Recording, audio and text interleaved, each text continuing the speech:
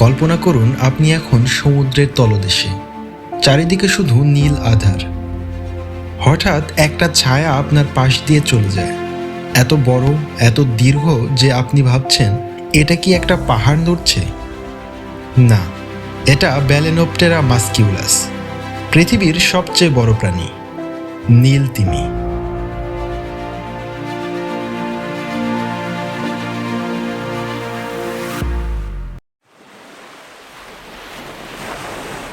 একটা নীল তিমির দৈর্ঘ্য হতে পারে 30 মিটার পর্যন্ত, মানে প্রায় 3টা ডাবল ডেকার বাস এক লাইনে রাখলে যা হয়। আর ওজন 150 থেকে 193 মেট্রিক টন। এটা একটা ফুল সাইজ জেট বিমানের চেয়েও বেশি।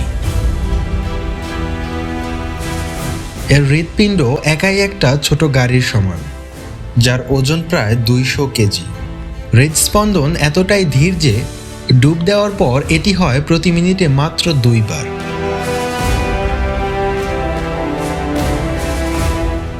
একটি নীল তিমির শিশু জন্মের সময়ই প্রায় 8 মিটার লম্বা এবং ওজনে 2 থেকে 3 টন।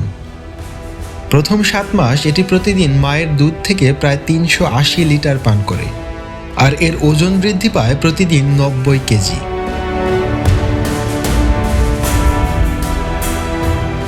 এই বিশালাকার প্রাণীটির খাবার কি জানেন? ছোট ছোট চিংড়ির মতো প্রাণী, ক্রিল।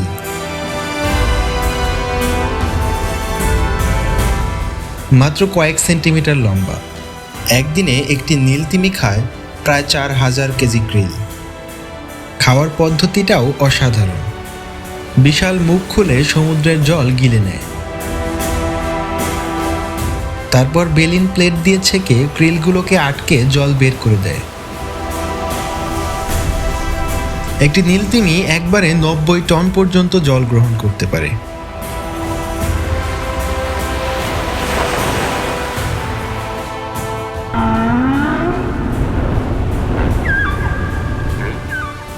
নীল তিমির কণ্ঠস্বর পৃথিবীর যে কোনো প্রাণীর চেয়ে জোরালো।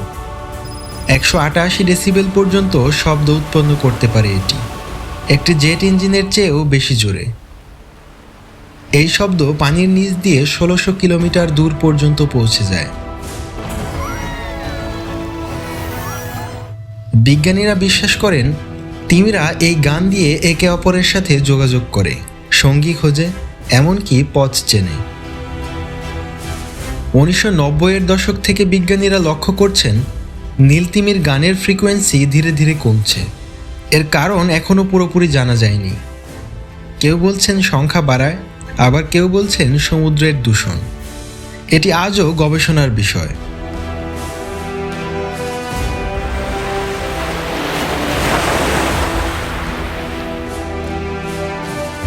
প্রতি বছর নীল তিমি হাজার হাজার কিলোমিটার পরিযান করে। গ্রীষ্মে মেরু অঞ্চলের ঠান্ডা জলে খাবারের জন্য যায়, আর শীতে উষ্ণ গ্রীষ্মমণ্ডলীয় জলে বংশবিস্তার করতে আসে। এক মৌসুমে একটি তিমি প্রায় 19,000 কিলোমিটার পাড়ি দিতে পারে। কোনো জিপিএস ছাড়াই সমুদ্রের তাপমাত্রা, পৃথিবীর চৌম্বক ক্ষেত্র এবং শব্দের সাহায্যে পথ খুঁজে নেয়।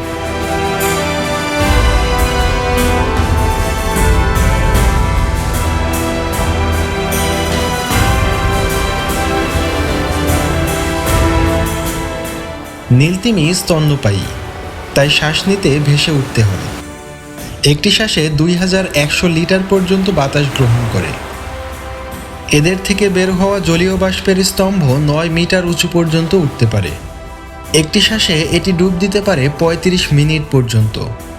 গভীরতায় যেতে পারে প্রায় 500 মিটারেরও বেশি। ডুবের সময় হার্টবিট কমে মাত্র 2 বিটে, যাতে করে অক্সিজেন সাশ্রয় করতে পারে।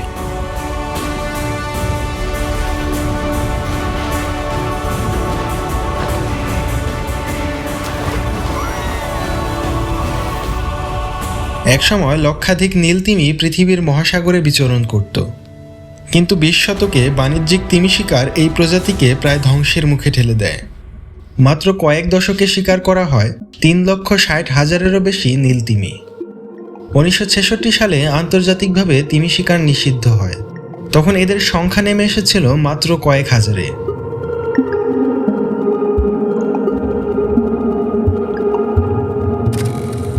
আজ প্রায় 50 বছর পরেও মাত্র 10 থেকে 25 হাজার নীলতিমি টিকে আছে।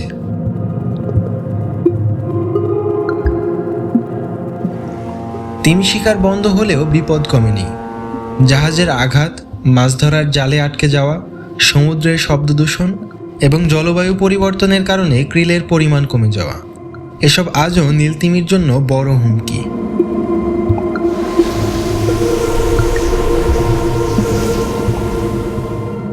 এত বড় প্রাণী হওয়া সত্ত্বেও নীলতিমি সম্পর্কে আমরা এখনও অনেক কিছুই জানি না। বংশবিস্তার কোথায় হয় তা সঠিকভাবে চিহ্নিত করা যায়নি। এদের সম্পূর্ণ গান, ভাষা এখনও বোঝা যায়নি। বিজ্ঞানীরা ফটো আইডেন্টিফিকেশন পদ্ধতিতে তিমির পিঠের দাগ দেখে ব্যক্তিগতভাবে চেনেন।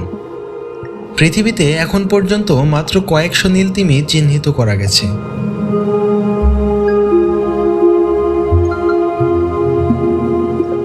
নীলতিমি শুধু বড় প্রাণী না, এটি সমুদ্রের পুষ্টিচক্রের মূল স্তম্ভ। এর মলে থাকে প্রচুর আয়রন ও নাইট্রোজেন, যা ফাইটোপ্ল্যাঙ্কটনের খাদ্য। এই ফাইটোপ্ল্যাঙ্কটন পৃথিবীর মোট অক্সিজেনের 50% উৎপাদন করে। অর্থাৎ নীলতিমি না থাকলে সমুদ্রের খাদ্য শৃঙ্খল ভেঙে পড়ত এবং আমাদের নিঃশ্বাসের বাতাসও কমে যেত। বিজ্ঞানীরা এই প্রক্রিয়াকে বলেন তিমি পাম্প।